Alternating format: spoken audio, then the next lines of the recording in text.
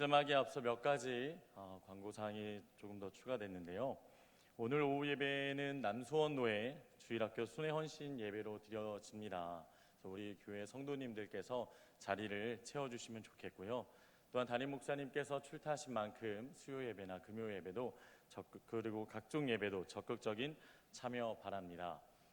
그리고 다음 주일에 돌아오는 주일에 성경 골든벨을 우리가 엽니다. 제2회 성경 골든벨인데요. 범위가 상당히 짧습니다. 로마서와 갈라디아서인데 말씀을 읽고 묵상하고 시험을 잘 또 치렀으면 좋겠습니다. 중요한 건 시험 치르는 게 아니라 말씀을 읽는 거겠죠. 내가 퀴즈를 못 본다 안 본다가 중요한 게 아니라 말씀을 꼭 읽고 했으면 좋겠습니다. 그리고 후원의 손길이 좀 필요합니다. 이렇게 푸짐한 상품을 준비하고자 하는데요. 감동 오시는 분들은 저희 교육자들이나 사모님에게 말씀해 주시면 이렇게 후원해 주시면 감사하겠습니다. 네, 그럼 오늘 말씀 함께 보도록 하겠습니다. 말씀 듣기에 앞서 앞뒤자 분과 함께 인사 나눌까요? 사랑합니다, 축복합니다. 함께 인사 나누겠습니다.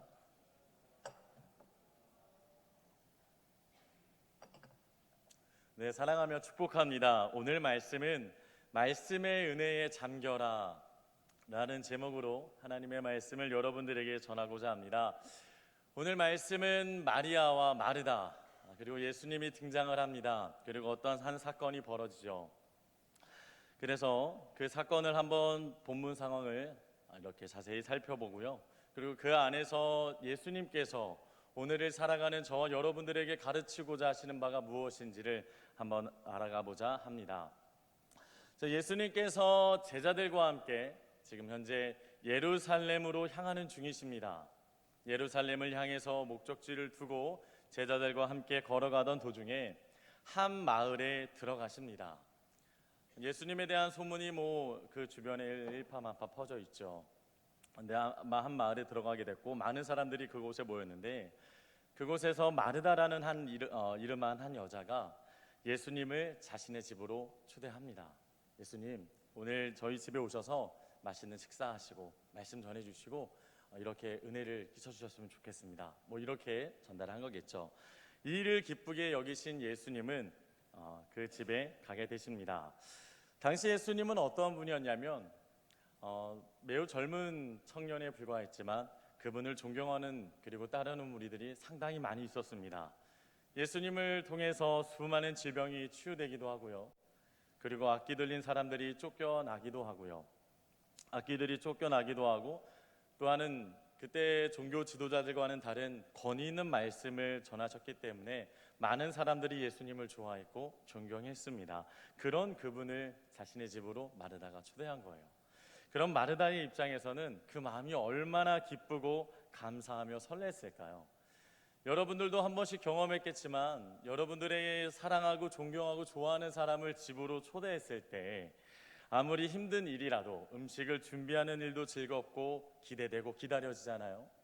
이 사람과 어떤 이야기를 나눌지 어떤 즐거운 시간을 보낼지 막 기대가 되잖아요. 마르다도 마치 그랬다라는 겁니다.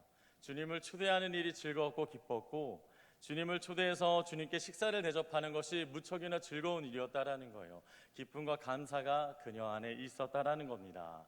그런데 시간이 지나자 음식을 준비하기 시작하는데 생각보다 준비할 것이 많습니다.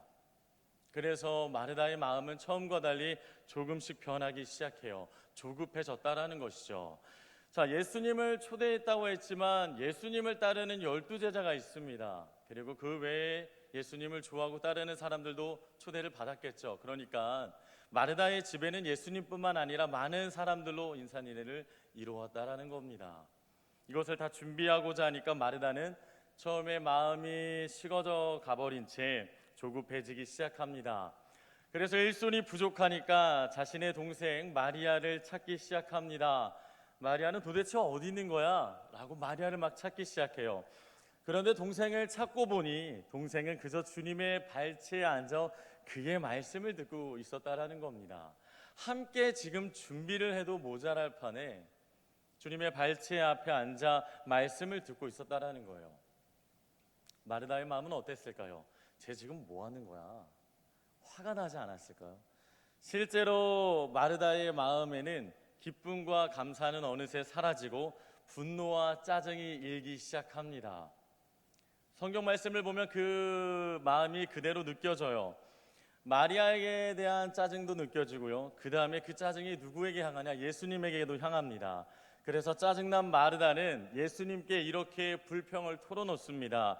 왜 혼자 일하게 두십니까? 지금 이렇게 분주하고 바쁜 것 안 보이십니까?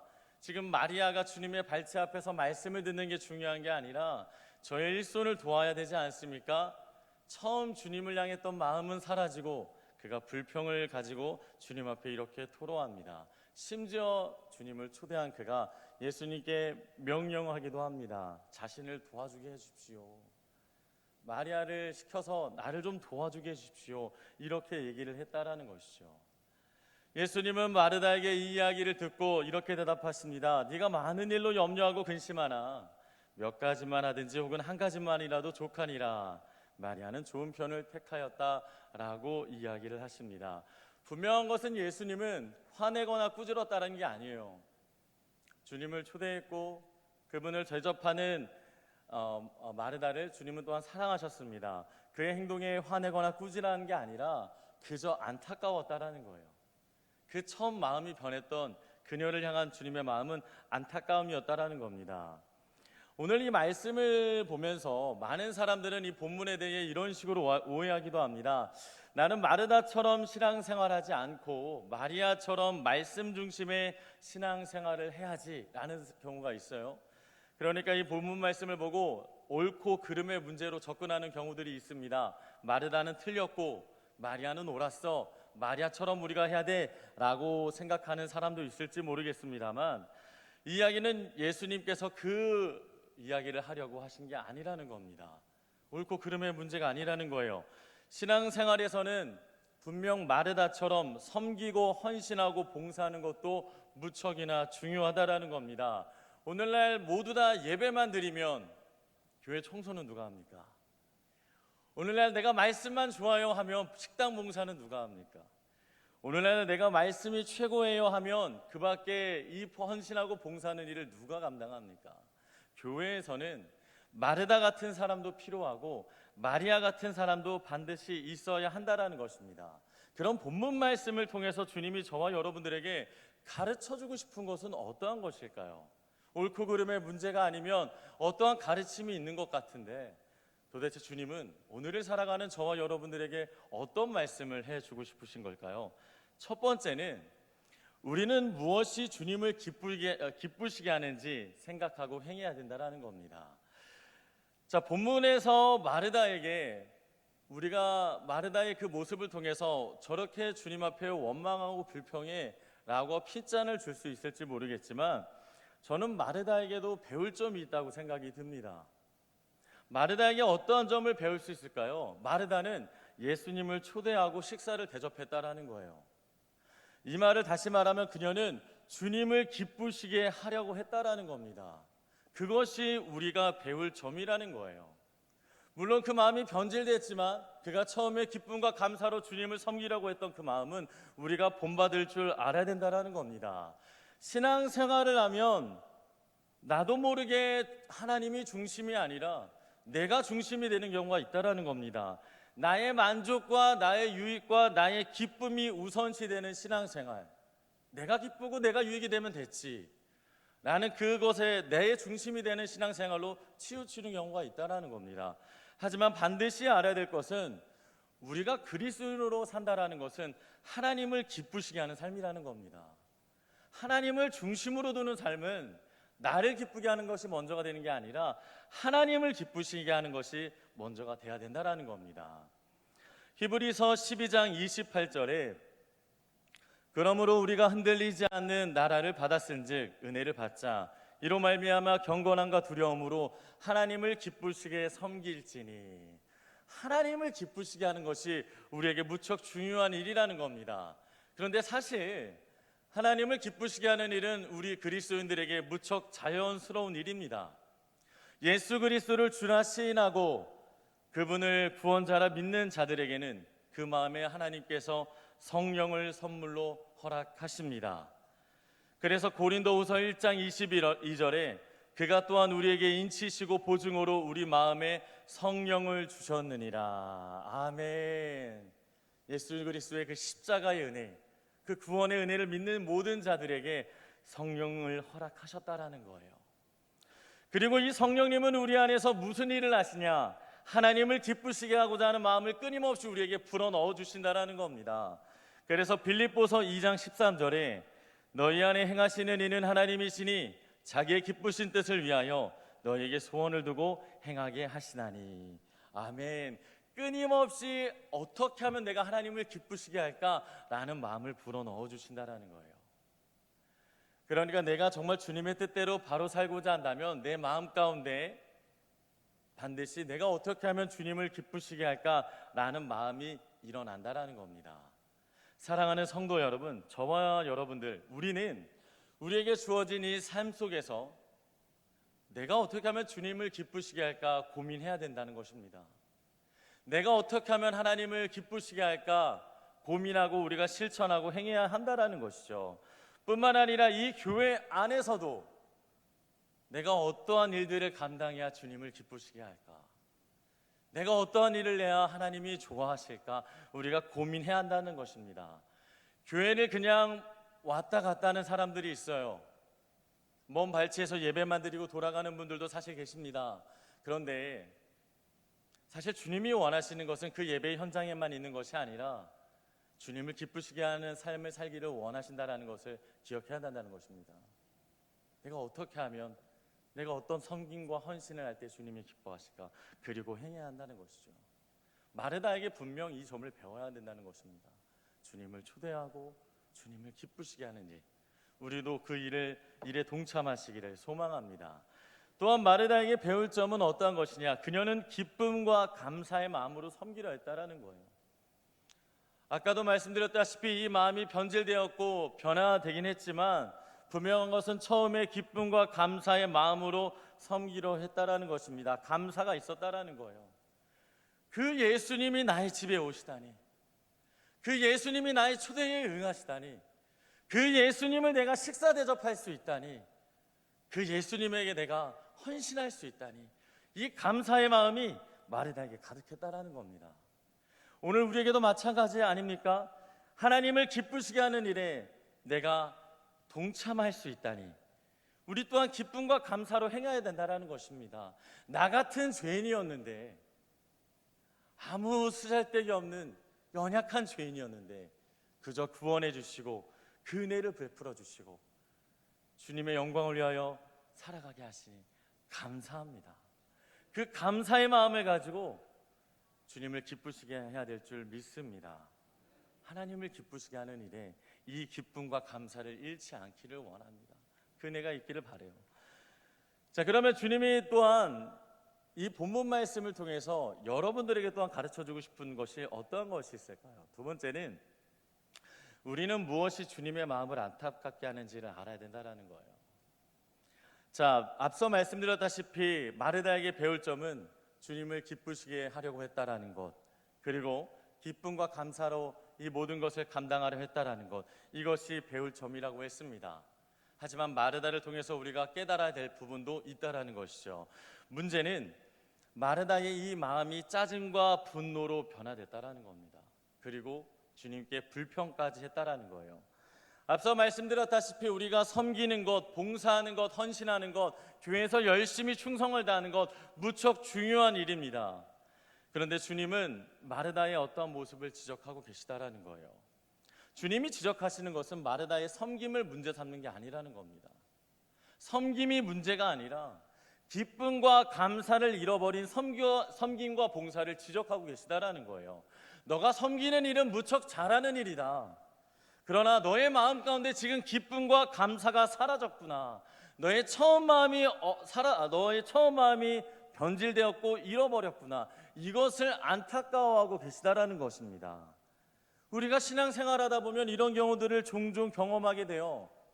또한 이런 얘기들을 듣기도 합니다. 어떤 분이 정말 기쁨과 감사로 열심히 사역하다가 그분의 마음이 시험을 받고 쓰러지는 경우도 봅니다. 심지어는 우리 자신이 그런 경험을 할 때가 있어요. 막 기쁨으로 섬기고 기쁨으로 열심을 내다가 나도 모르는 사이에 이 기쁨과 감사가 사라진 채 신앙생활을 하는 경험이 우리에게도 있다라는 것입니다. 그런 경우들을 종종 보게 된다라는 것이죠. 그러나 지금 우리가 그래서 생각해야 될 것은, 그럼 지금 나는 어떠한 마음으로 주님을 기쁘시게 하려고 하는가? 스스로 한번 자문을 구해야 한다라는 것입니다. 나는 정말 기쁨과 감사의 마음을 가지고 주님을 섬기려고 하는가? 아니면 나도 모르는 사이에 이 마음이 변화되어서 억지나 불평을 가지고 주님을 섬기는 자리에 서 있는 것은 아닌가? 한번 여러분들의 삶, 우리의 삶을 되돌아봐야 될 줄 믿습니다. 그럼 만약 그런 마음을 갖고 있다면, 그렇게 처음에 뜨거웠던 마음이 변질되고 사라졌다면 우리는 어떻게 해야 될까요? 단 한 가지 방법이 있죠. 그 처음 마음을 회복하면 됩니다. 믿으십니까? 그 처음 마음을 회복하면 돼요. 그래서 주님이 여러분들에게 가르쳐 주고 싶은 마지막은, 내가 어떻게 하면 이 처음 마음을 회복할 수 있느냐예요. 내가 도대체 어떻게 해야 처음 마음을 회복할 수 있을까? 우리는 이러한 일들을 경험하면 종종 이러한 결론을 내리게 됩니다. 내가 어떻게 하면 처음의 마음을 회복할 수 있을까? 어떻게 하면 다시 기쁨과 감사의 마음으로 사역을 감당할까를 고민하기보다 그만두자, 내려놓자. 근데 여러분, 이 발언이 지극히 나 중심적이다라는 것을 알아야 됩니다. 하나님을 기쁘시게 하는 일이 아니잖아요. 우리는 하나님을 기쁘시게 하는 일을 감당해야 되는데, 그만둔다라는 것은 하나님 중심적인 생각이 아니라 나 중심적인 생각이라는 거예요. 그러면 이야기를 들으면, 그러면 어떻게 합니까 도대체? 그만두는 것 외에 도대체 어떠한 방식으로 우리가 회복할 수 있습니까? 어떻게 해야 됩니까? 우리는 그 힌트를 마리아에게서 얻을 수 있습니다. 마리아에게서 얻을 수 있어요. 자, 마리아와 마르다는 대조적인 모습을 보입니다. 둘 다 주님을 초대했을 때 무척 기뻐했겠죠. 마르다가 초대했다고 나왔지만 마리아와 함께 초대한 거겠죠. 그 두 년은 함께 자매는 기뻐했습니다. 주님을 초대하는 일이 얼마나 즐거웠을까요? 그런데 마르다는 그 마음이 좀 변했다라는 것이죠. 그리고 마리아는 그 마음이 변치 않고 계속 유지가 되는 모습을 보게 됩니다. 마리아의 변하지 않는 이 모습. 자, 이 성경 말씀은 예수님이 우리에게 주고자 하는 메시지는 무엇이냐면, 이 사건은 옳고 그름의 문제가 아니라 우선순위의 문제라는 거예요. 우선순위의 문제. 자, 어떤 일을 많이 하는 것도 중요하고 섬기는 것도 중요하지만, 우리의 삶의 이 섬김에 앞서 가장 먼저 해야 될 일은 주님의 말씀에 내가 귀를 기울이고 그 은혜에 잠겨야 된다는 것입니다. 믿으십니까? 그 은혜가 있을 때 계속 기쁨과 감사로 모든 사역을 감당하게 될 줄 믿습니다. 그런데 오늘날 너무 안타깝게도 바쁜 일상을 보내다 보니까, 해야 할 일들이 너무 많다 보니까 자연스럽게 주의 말씀을 가까이 하는 것이 소홀해지는 경우를 보게 됩니다. 심지어는 주일 외에는 말씀을 읽지 않는 모습을 보게 돼요. 주일에 말씀 읽었으니까 한 주간은 그냥 살아가는 겁니다. 근데 그러나 우리에게 마리아처럼 주님의 말씀이 무엇일까 귀를 기울이는 자세가 너무나도 필요하다는 것입니다. 마리아는 주님의 말씀을 그냥 듣지 않았어요. 아주 간절하게 들었습니다. 그것을 어떻게 할 수 있냐면, 마리아가 어디서 예수님의 말씀을 듣냐면 그분의 발치 앞에서 말씀을 들었다라는 거예요. 당시 예수님의 발치 앞에 말씀을 들을 수 있는 사람은 수제자들만이 가능했다는 겁니다. 그러니까 예수님의 12 제자들, 아니면 베드로, 이러한 사람이 그 앞자리에 앉아서 말씀을 들어야 했다라는 거예요. 그리고 당시 여성이 말씀을 가르치는 분 앞에서 말씀을 들을 수 없었다라는 겁니다. 문화가 그렇지 않았다라는 거예요. 그러나 문화도 필요 없고 수제자라는 그 관습도 필요 없고, 그저 주님의 말씀을 너무 사모해서 그렇게 간절함을 가지고 그 자리에 앉았다라는 겁니다. 그 마음을 우리가 배워야 한다는 것이에요. 정말 그 말씀을 간절히 우리가 붙잡아야 한다라는 겁니다. 예수님의 말씀을 듣는 것이 무척 중요하다라는 것을 깨닫고 실제 그렇게 행해야 한다라는 것이죠. 사랑하는 성도 여러분, 예수님의 말씀을 듣는 것은 우리의 영적 생명과 직결됨을 믿습니다. 우리의 영적 생명과 직결된다라는 거예요. 이사야서 55장 3절 말씀에 이런 말씀이 있습니다. 너희는 귀를 기울이고 내게로 나와 들으라. 그리하면 너희의 영혼이 살리라. 내가 너희를 위하여 영원한 언약을 맺으리니 곧 다윗에게 허락한 확실한 은혜이니라. 아멘. 내게로 나와 들으라고 말씀하시잖아요. 너희의 영혼이 사는 유일한 길은 주의 말씀, 하나님의 말씀을 들으라는 것입니다. 오늘날 저와 여러분들에게, 우리에게도 그대로 적용된다라는 것이죠. 우리의 심령이 사는 것, 우리가 기쁨과 감사함으로 주의 사역을 감당할 수 있는 것은 주의 말씀뿐이라는 것입니다. 그 말씀의 은혜에 잠겨야 될 줄 믿습니다. 요한복음 6장 63절 살리는 것은 영이니 육은 무익하니라. 내가 너희에게 이른 말은 영이요 생명이니라. 주의 말씀은 영이요 생명이라고 하십니다. 그 말씀이 우리 안에 있어야 된다는 거예요. 주님이 우리에게 주시는 말씀을 아주 분명하게 그리고 매일매일 들어야 할 줄 믿습니다. 그래야 우리의 영이 살고 우리의 인생이 사는 것입니다. 우리의 영이 자라고 하나님 앞에 귀하게 쓰임받는 역사도 이 성경 말씀을 꾸준히 읽는 삶 속에서 드러나는 줄 믿습니다. 아이들을 키우다 보니까요, 종종 아이들이 자라나는 것에 깜짝깜짝 놀랍니다. 어느 날 아이들의 키가 이렇게 컸다라는 것에 놀라는 경우가 있어요. 종종 저희 안사람인 사모님과 함께 이렇게 육아를 하다 보면 아이들을 딱 재워놓고 흠칫흠칫 놀라는 거죠. 얘가 애쓰던 줄 알았는데 요한나인 거예요. 그러니까 첫째인 줄 알았는데 둘째였다라는 겁니다. 키가 저희도 모르는 사이에 부쩍 컸다라는 거예요. 와, 언제 이렇게 자라났지? 와, 언제 이렇게 이 아이들이 금세 컸지? 저희들도 인지하지 못하는 순간 아이들이 쑥 자라났다라는 겁니다. 아이들을 향해서 매일같이 산의 진미를 먹이고 특식을 먹이면 좋겠지만 그렇지 않죠. 그냥 일방식을 매일같이 아이들에게 먹인 것밖에는 한 일이 없습니다. 그런데 어느새 이 아이들이 이렇게 자라났다라는 거예요. 하나님의 말씀도 마찬가지예요. 특식이나 산의 진미처럼 여겨지지 않아도 일방식처럼 여겨질지라도 말씀을 매일 먹으면 아이들이 어느새 자라나는 것처럼 여러분들의 심령 또한 어느새 자라나게 된다라는 겁니다. 어느새 나도 모르는 순간 쑥쑥쑥 자라나게 된다라는 거예요. 또한 요즘에 저희 집에는 화분을 몇 개 이렇게 키우거든요. 잘 키우는 건 아닙니다. 저도 꽃을 키우는 것을 좋아하는 편은 아니지만 저희 집에서는 유일하게 저밖에 할 수 없어서 제가 가끔 이렇게 물을 줍니다. 쉽지 않습니다.